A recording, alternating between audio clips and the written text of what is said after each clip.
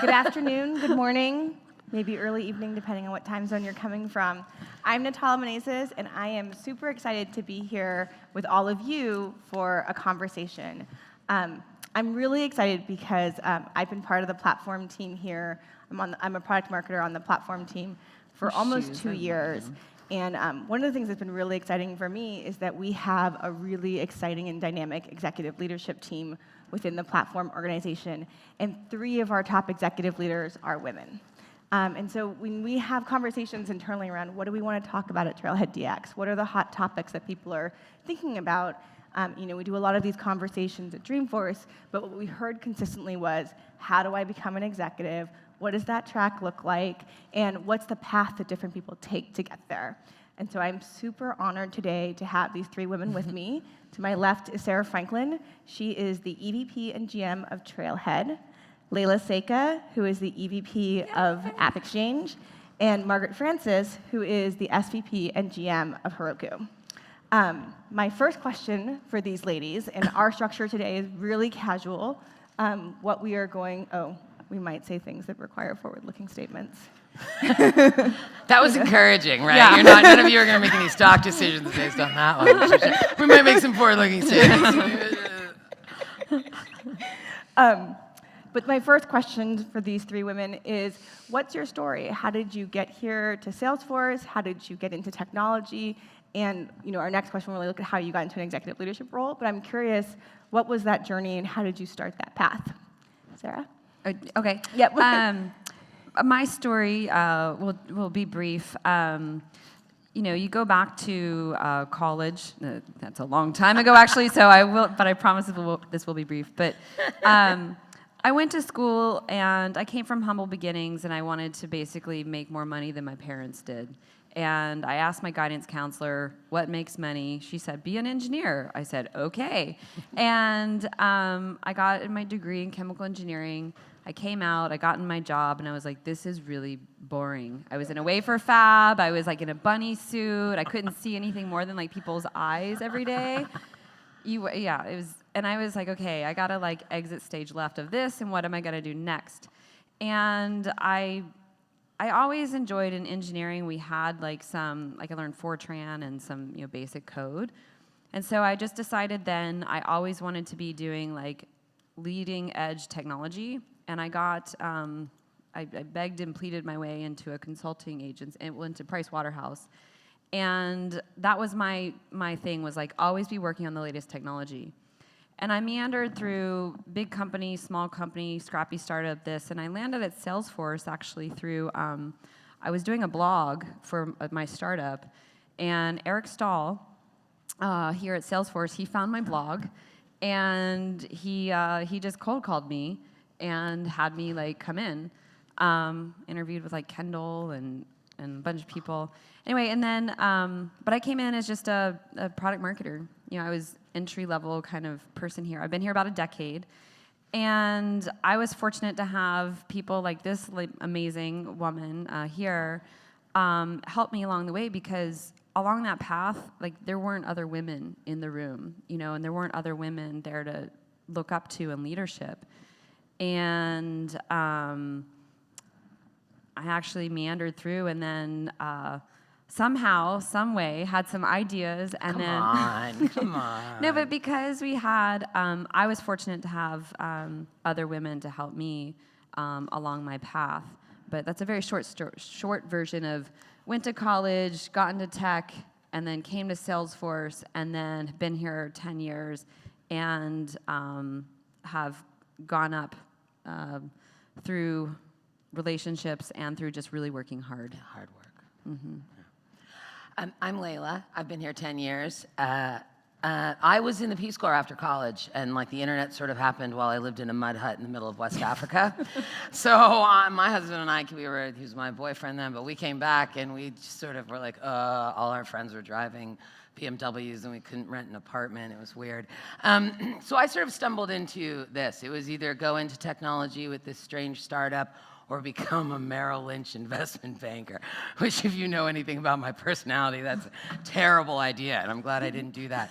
I started as a product manager. I sort of was lucky and had good guides along the way that said, go this way and go that way. I worked at small companies. I sort of thought I was always going to work at a small company. I came to Salesforce when we were just around 2000. Yeah. And I was like, I'm going to get 1 year of big company experience, and then I'm out of here. And now, 10 years later, I still work here and like it a lot. I think that, how did I do it? To Sarah's point, I did have some good friends along the way, although they were a lot more colleagues than people to look to. It was sort of a lonely road for me because I grew up in technology and product. That's sort of where I've always worked. At Salesforce, I've been on the platform team for 7 of those 10 years, and only 3 of them were like a slight hiatus to do something on Amazon, AWS, which gave me more perspective on this platform, quite frankly. But so, I banded together with the people I had and then made a commitment to myself that I was going to never do this to other people, right? Because the unfortunate fact is it's a very, very patriarchal country and society, and corporate America is like that as well. So it feels like there's only one spot for the woman, right? Like the HR job or the CMO job, and then the rest are for the white men to fight over. So I didn't want to be that woman that got to the top and then started fiercely defending my territory like a crazy person. I wanted to be at the top and start grabbing as many people as possible up there with me so it didn't feel so lonely. So that's sort of how I did it. Margaret. So I'm Margaret, and I always grew up writing code and doing very nerdy things with my sister and the rest of my family. And I paid my way through several incredibly commercially non-viable fine arts degrees, doing electronic, loan integration, system integration type work. And I also ended up in management consulting. And then one day I got sick of writing PowerPoint decks about this amazing thing that was happening called the internet, and kind of went out on my own. So I founded 2 companies. One of them was called Scout Labs, and I sold it to Lithium. I co-founded another one called Beckon that does marketing performance dashboards with another woman, a wonderful woman I met named Jenny Zezit. And I joined Salesforce by way of ExactTarget. I had never taken a company public before, and I felt like, oh, that would be a cool thing to do. I'll try that. And then ExactTarget got bought by Salesforce, and Heroku was kind of the coolest thing happening in Salesforce. And I was like, I want to go do that now. And I think that I have been very unintentional about chasing titles or money. I have been extremely intentional about every place I go, there's something I want to learn and something I want to get out of it. And trying to always up-level the people that I'm playing with, because the people that you play with make you better. It doesn't, like the quality of the team you're on, and really makes your own game stronger. So that's why I'm at Salesforce. I want the title and the money. Well, I'm let kidding, me Margaret. just I'm note just here. messing with you. I'm just messing Money with is you. a proxy for respect, and so is title, and they are essential. Exactly. I think it's really interesting to point on that part of it, because I listened to Kara Swisher. She interviewed Susan Wojcicki, who's now the CEO of YouTube, and they asked her, how did you make the decision to become the CEO of YouTube? What was your thought framework? What was your process? And she said, I didn't have a process. Larry, the CEO or founder of Google, asked me if I would be the CEO of YouTube, and I said yes. I didn't have time to figure out how my kids would get taken care of, what I would do when I told my husband when I got home. I felt like if I didn't say yes right away, the opportunity might go away. And I think that's really fascinating, because I think as women and as people who want to become executives, we oftentimes see these opportunities be fleeting or quickly, how do we jump for them? And I'm just curious, when you think about your career, how did you make the decision to go from being an amazing IC individual contributor to being an executive and leading these large, impactful teams? Because I feel like that's not just a flip of a coin, chance of luck. Are we going down, or Or you want to start?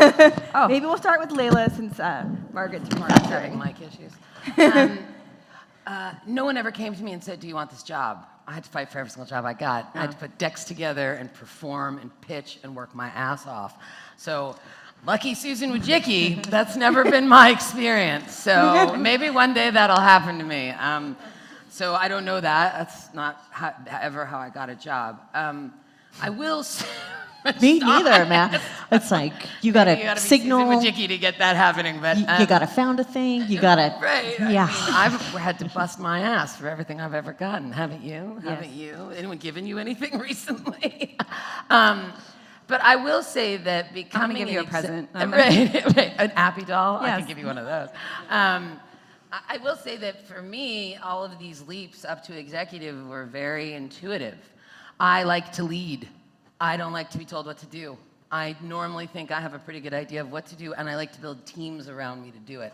I was dyslexic as a child, so I couldn't read for a long time, so I learned early to build a team of people that have the skills I don't have and attack the problem. So that's how I'm most comfortable. And then being an executive is just, I really like money a lot. So back to that initial point, I'm not here for charity. Unfortunately, I'd probably do something else with my time. But, and I like having a high title and being a woman with a high title. And walking into a room and everyone being like, oh yeah, she's got the highest title in the room. They never move or let me talk. Luckily for me, I have a voice where I can talk over pretty much everyone on earth, but that's, those are the things I look at. Sarah, Margaret.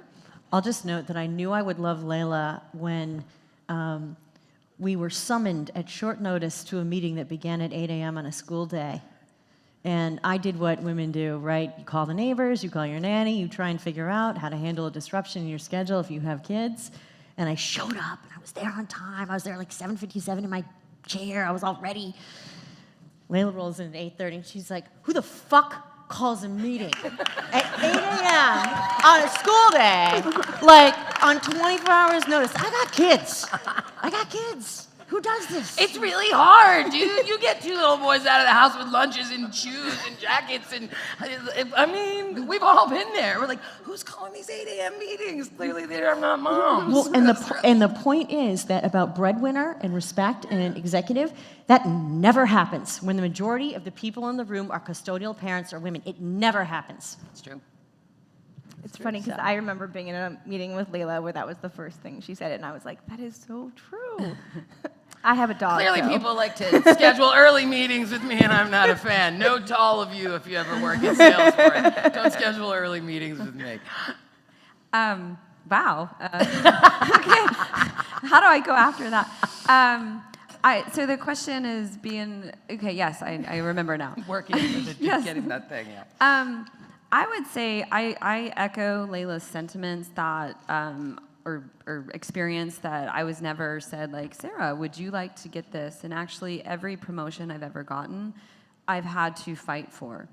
And I don't think that's necessarily a bad thing because we all have very strong work ethics. I've worked since I was young. I did retail. I did all kinds of things. I waitressed. I tutored.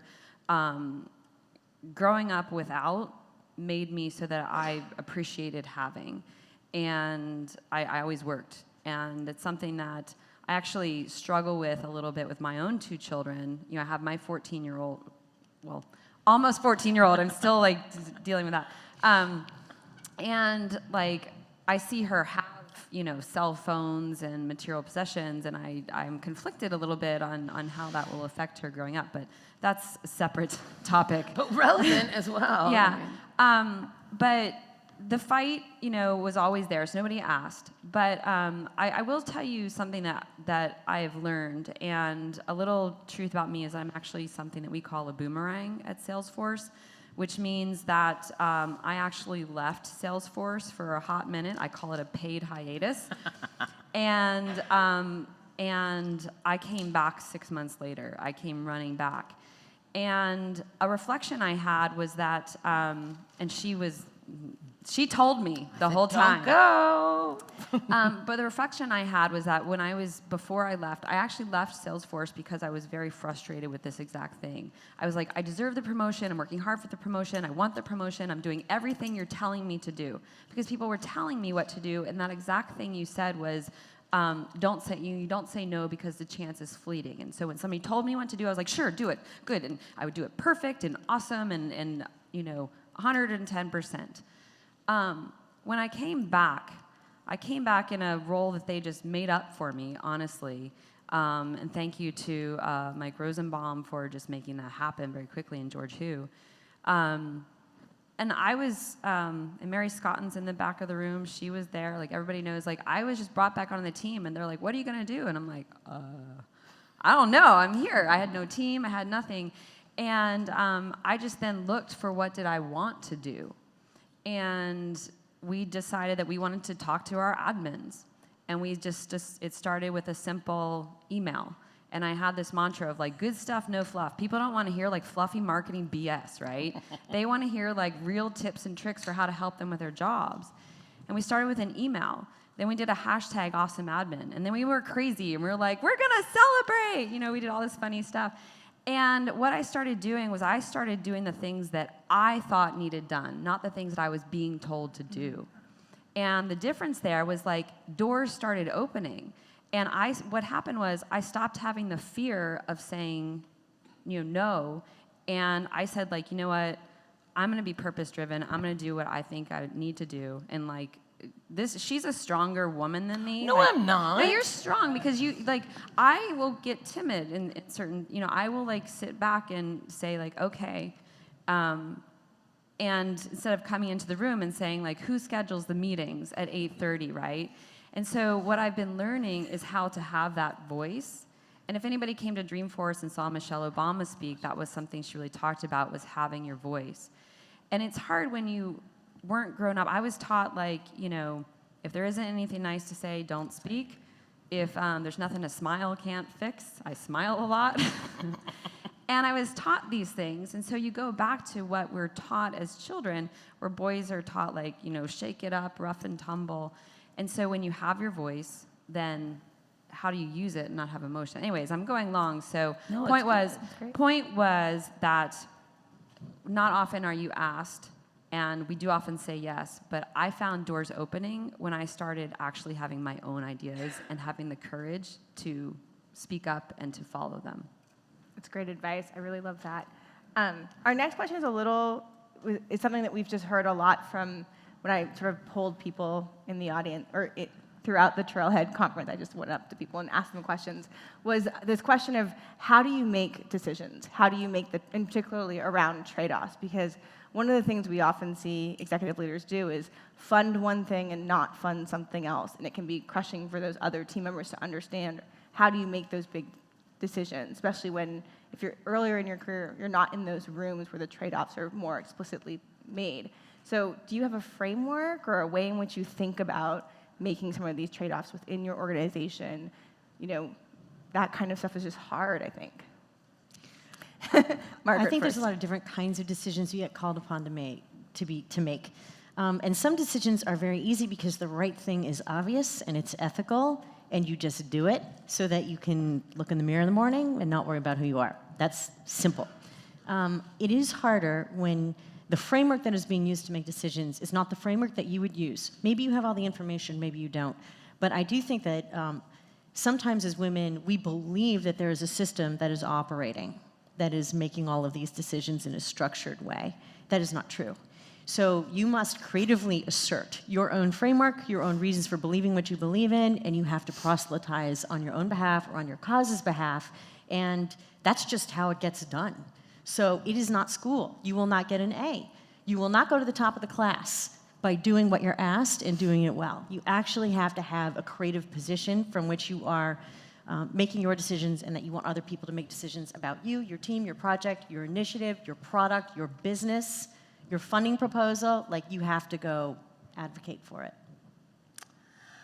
Yeah, and then the other thing I'd say is you can do math. Everything is almost everything is math if you're good enough at it, right? So math really helps making hard decisions and sharing. And to your point about not being in the room when it happens, yes, I'm listening to the Hamilton musical soundtrack with my kids. It's on my kids every morning. That's how we get up. Yeah, I'm in the room. So we're in the room where it happens. It's super interesting. You know what? There's still a whole bunch of stuff that happens that I don't understand. So, yeah, you're never going to have all the information you need to make decisions. Welcome to being an executive or a parent or a human being, all right? So you just come up with a framework that makes sense. Do as much math as humanly possible in business anyway. Most of what we're doing here is math, right? You're all engineers or somewhere you are, right? You can make it binary to some degree. So I try to do a lot of math, but that's the other part. Yeah, I agree. And for me, it's logic. I'm trying to always take the emotion out of it so you can make the right decisions that don't have the trade-off of your values. So At Salesforce, I mean, we have, many of you probably know, our V2 Mom, which is just maniacal prioritization. And it's really to the level, who here knows V2 Mom, what that is? Okay. Yeah, so it's vision, values, method, obstacles, metrics. And it's really hard. Mark does this to us. He sits you down, he says, what's more important, X or Y? And you have to make decisions, like he'll ask you, like, what's more important, happiness or your health? Right. And you're like, how do I decide between those things, right? And that's what she's saying. I mean, these are hard choices to make, and that's the type of choices that you have to make. And the way you do it is by maniacal prioritization and by knowing what your values are. Like, I have a value that I know that Layla shares, and I believe Margaret does too, where I will never lie or compromise my integrity. And that's something that I just won't ever do, right? So you make the decisions by saying, okay, what's the most important thing, like doing the math, and then does this compromise my values at all? Because I won't do something that compromises my values. And then also, I think realizing that you don't know the information and that you are probably biased. So what I do, the people that know me, I have this thing called impromptu focus groups. And so what I do is, like, oftentimes we're in a meeting and people kind of have maybe charged conversations. People get really behind, like, no, I really think Astros should be holding a microphone and not, wearing whatever. We have some fun conversations. Trust me, my email box is pretty funny because my team does all the character stuff. And what I do is I realize, like, okay, we're starting to polarize now. And I'll say, okay, then I just find out who's walking by, and I'll grab you. I'll be like, come in here. Do you have 2 minutes? And then we'll get different people that have no idea what we're talking about, and we get their opinion.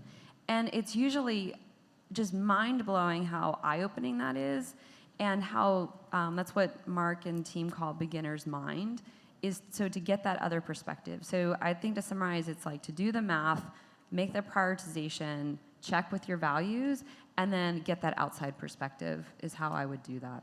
I think that summary is absolutely perfect. And I like that combination of things because it gives you that framework, the math and the values that are so useful for big, hard decisions. Sometimes women don't do the math, and that pisses me off. Sometimes So men they don't think do they the math. can't do the math. Like, what is that shit? Yeah. I mean, now she said fuck, so I can say shit, right? I mean, like, we're gonna have a real conversation, but I was quoting. I don't like it when you are quoting. Whatever. That was a cheat. That's total cheating, Margaret Francis. But whatever. I don't like it when women say they can't do math. Okay, and I just hear it all the time. You can do math. You can do Excel. You can hire someone that does math, and you can do math. So that's another thing. That's why I always say do the math, because I think oftentimes women excuse themselves out of the math conversation, and I don't like that. It's the best tool there It's is. so awesome. Math is the best tool thing in the there world. is, yes. You can destroy anyone with It's also math. something, yeah, like You nobody really can. People can't argue. Right. So, for example, when we look at, so in my world of developers and Trailhead, like when we look at investments that we're going to make, you show the results. And people, when you have something that's going up and to the right, people can't argue with You get that, right? funding and help, and Yeah. everyone wants a part. Yeah, and so like that's the thing, like whether it's the App Exchange or Heroku, I All mean, of us. you look at all of the growth in Heroku, the growth in the App Exchange, you can come in with math and a chart, and people can't debate and put it, take you down to a hidden agenda or an ego or a perception. It'll just We all dismiss. present math. We have product plans and marketing plans, but the first slide we all present is a ton of math. Like, and so if you want to be an executive, get way more comfortable with math, and don't ever say you're not good at math. And Ever. know your numbers. Yeah. So one of the most important things I think as an executive is to know your numbers like cold. So when somebody says something, asks you a question, you know, like, okay, yeah, there was 100,000 people that did that, or this grew by 40% year over year. You honestly, if you want to quiz, you can quiz me all the numbers on this event right now, and I can like rattle them off. And it was 40% year over year, actually 40.2% year over year growth. So knowing that is important because when people challenge you, you can back it up and you come across as credible and knowledgeable and passionate about And the thing. oftentimes, I mean, now we're just going to have an honest conversation. By the way, I'm very proud of all the men in the room, too. That's super important. You are very, very important. Allies. Bravo, bravo, Allies. bravo, bravo, bravo. That needs to be so super, super celebrated. Like, you are actually the problem, not us. So, just kidding, just kidding, just kidding. No, you have a huge voice in changing this. Like, now we're going to talk a little off, but you know, a while back I went with Cindy and told Mark we weren't getting paid the same as the men, and I had thought that for a long time, and it wasn't until Mark stood up as a man and a billionaire and a CEO and a baller and said something's wrong, that everything shifted, right? And so the men have a really important role in how women feel comfortable in the workplace as well, and that's why I'm so happy to see them all here. But the men also have a role in encouraging the women to do the math and to get the jobs where they have to present the math. We were all sort of, I mean, we pushed each other all, you know, you have to, because the men also try to discredit the women with the math questions. Like, they try to throw you a math question immediately so you shut up or you're discredited at the beginning of the meeting, and then off you go, to Sarah's point about knowing the numbers. The amount of time that gets wasted as you prove your creds over and over again is possibly one of the more annoying things about being in this industry and being female. You're like, no, really, I got this, I know what I'm talking about, I'm fine.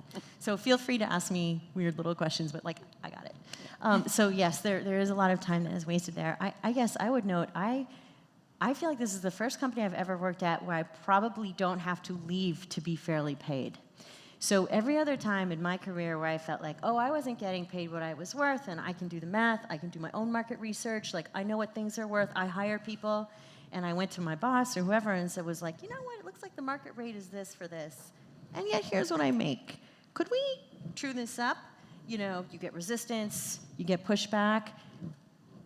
Time for a new job. I don't, but you know, that is like, that is just not, you know, sometimes you have to leave to get what you deserve, what, you know, what the market rate is, or to make a jump or a change in your title or your career.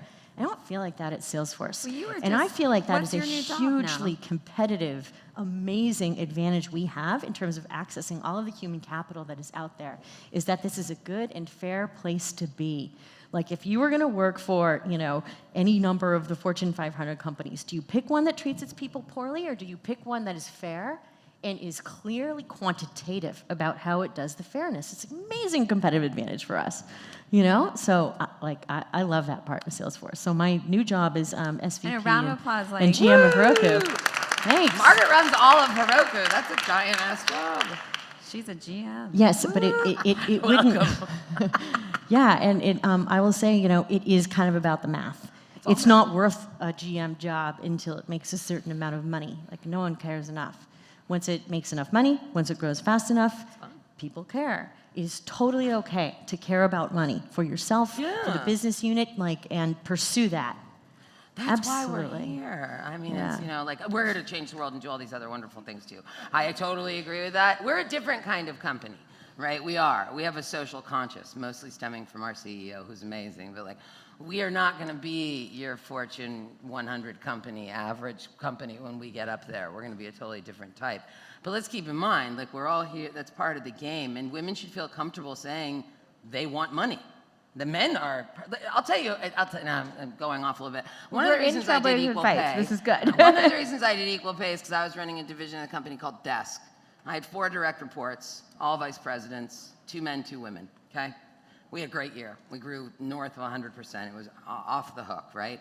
So I fought hard to get a chunk of money to give them, you know, the bonus and stock and everything. Yeah, I got a big chunk of money.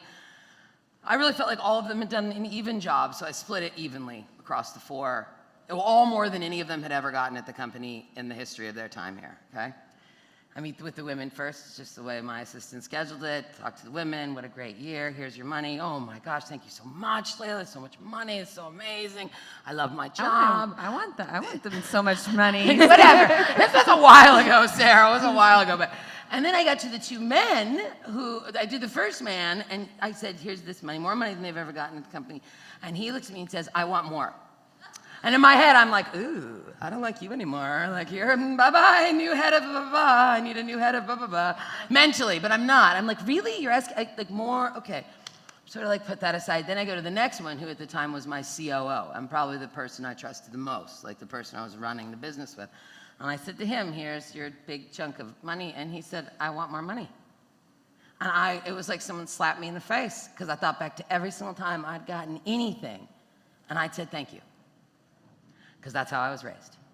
Because my mother would have killed me if I'd said anything other than thank you when someone gave me something. So, that's when Cindy and I had been talking about it, but that's when I got crazy about it and was like, we got to do it, we got to do it, we got to do it. Something's really happening here. This is like bigger than just, there's like something wrong with our society. There's something wrong with corporate America. There's something wrong.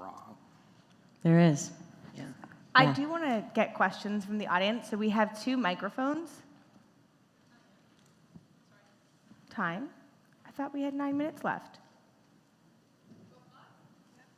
We go till 12:10. Mary you Scott guys, that's is Mary awesome. Scott. You should all meet Mary Scott. Someone One of our else who you should favorites. ask questions of is Mary Scott, but we do have time for questions, so we have a few more minutes. That's funny, Charlie. I know you have a question, so let you ask your question, but if you want to come to the mic, if anyone else has a question, we can also break and answer questions here at the front. But please. Thank you all. That was awesome. A friend of mine was recently interviewed. She's just started a training program for women in Latin America learning Salesforce, and she's focusing on moms. And a quote from this interview that really caught my attention was she said, "Let's face it, everybody should be more like moms." And so this last story you've just told, Layla, struck me because your response to those 2 very different responses was, I need to learn how to ask for more money. I need to learn how to be more like them. And it strikes me that, is there not also some motion that we could try to cultivate in the other direction? Where can we try to cultivate gratitude among the men? Or, yeah. Yeah, I mean, you guys too. What I would say is that it's everybody can always learn from each other. And apologies, can you give us your name, please? Oh, sorry, I'm Beth. Okay, Beth, thank you. I just like to know, not like for any stalky reasons or whatever. I always have people introduce themselves, but so it takes courage to talk on the mic. But there's a bigger thing. I spoke a little bit in the keynote. It was really rushed at the end, but we have in tech industry a problem where there's not enough proportional representation. Mary's giving me the thumbs up. For underrepresented minorities. And so women are 47% according to the US Department of Labor in the workforce, and it's only 18% representation in tech. And it's like 2 and 1 for other underrepresented minorities, and that doesn't even get to like people with disabilities or LGBTQ community, all this stuff, right? And the reality is that even in that percentage, it's a pyramid where like there's just not the same representation at the top. Yeah. And so at a macro, the thing is that like the people with the title and the money and the power like control what comes down. And so what we have to do, I think it's not just about asking for more money. I think it's my interpretation is that it's about learning how to, as Michelle Obama said, have our voice, to speak up, to not just say yes to everything that's given to us because we think that the opportunity is fleeting and there will be no other. And so to be like moms, heck yeah, like I'm a mom of 2, like it is hard.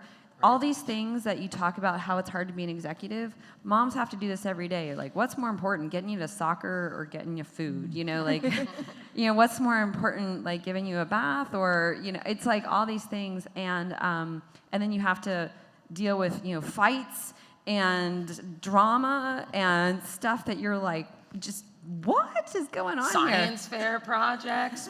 Yeah, and balancing it all. And like somehow, I remember when I had my first kid, I was driving in the car going to work, and I was just like, how does the world function, Because like you come in, you're supposed to like have, I have days where like I'm like, oh, I forgot to brush my hair when I'm sitting in the meeting, And it's just like, and what you learn as a mom is like you learn to roll with it, right? Is you learn that like, somebody can come, sideswipe you this way, get in front of you that way, and you're trying to get over here, and like somehow as a mom, you figure it out and you get there and you roll with those punches. Do you have children? Yeah, I have 2 as well.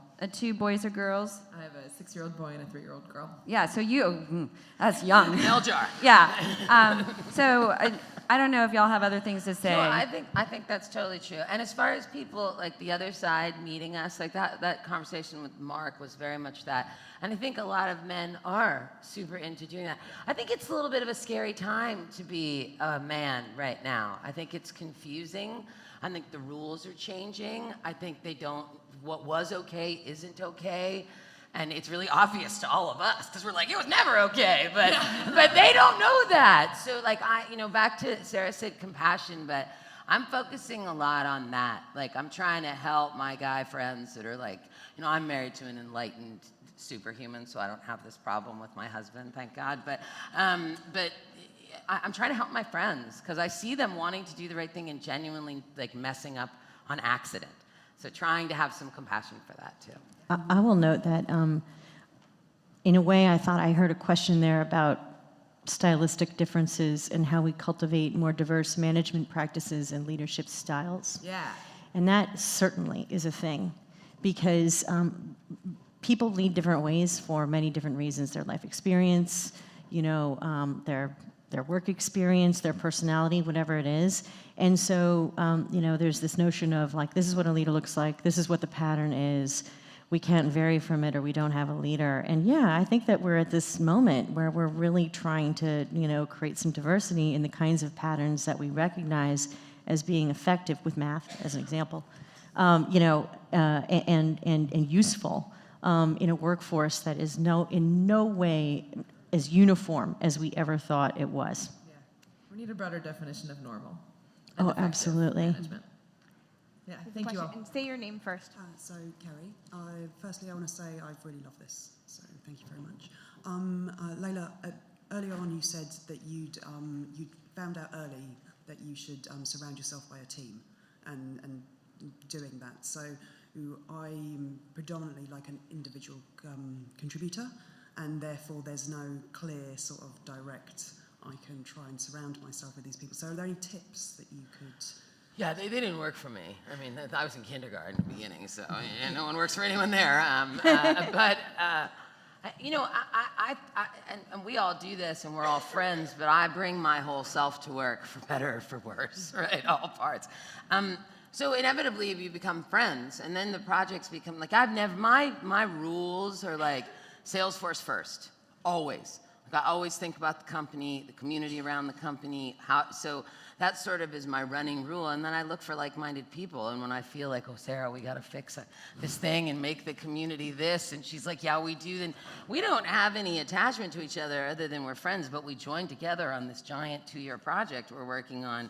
And we've built teams around it now because both of us were like, we have to do this. Like, company doesn't get how big a deal this is. So we're, to Sarah's point of, when we see a problem, we're sort of running after it. I think if you have your company first and then like that problem-solving mentality, the team will form because they'll get excited. Yeah, teams form when you have to decide what you want to do. And I think that something that's been touched on here is kind of the strength to go do that, and that there's different muscles that are taught from when we're young.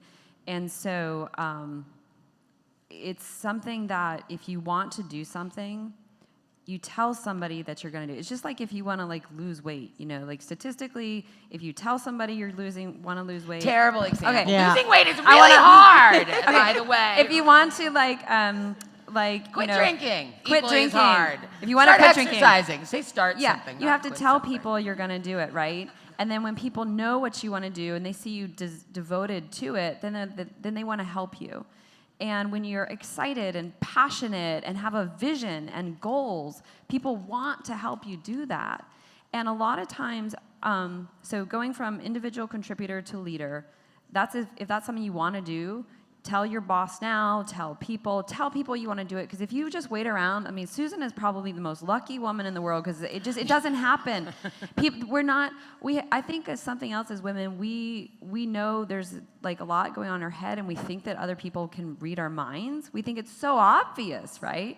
And it's not. Tell people what you want to do, and put it down and put it in writing and put goals behind it. And then 3 months later, if it hasn't happened, you say, this is my goal. these were the steps that we needed to take. I did these things. Have you, like, where's my position? So that's like for in management, like talent, how you do that. But then go ahead. I do think one dynamic that I see, just seeing all three of you here, is the friendship that you have and the way in which you support each other. And that seems to be like a key element of building your team around you, is actually having a friendship so that you can be more vulnerable to then do more and move faster. Yeah, you have to be real, and you have to be real, and Trust others. You have to trust others. Yeah.